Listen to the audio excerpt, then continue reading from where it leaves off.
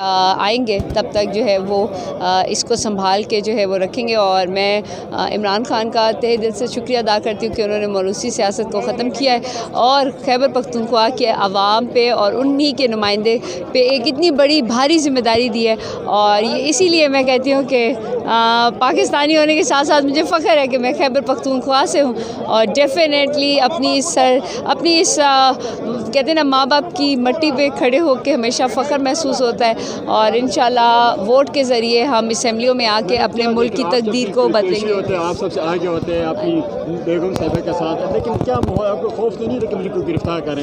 मैं पठान हूँ, खौफ किस चीज़ का? सबसे बढ़ के पाकिस्तानी हूँ। तो दुनिया में पाकिस्तानी और पाकिस्तान में पठान से हो नहीं, कानून कभी नहीं तोड़ा, हमेशा मैं इज़्ज़त करती हूँ और मुझे इज़्ज़त दी भी है।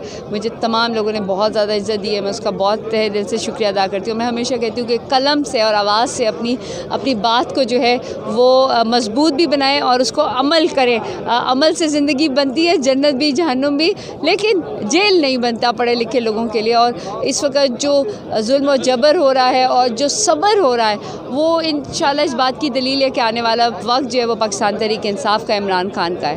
बहुत शुक्रिया, थैंक यू।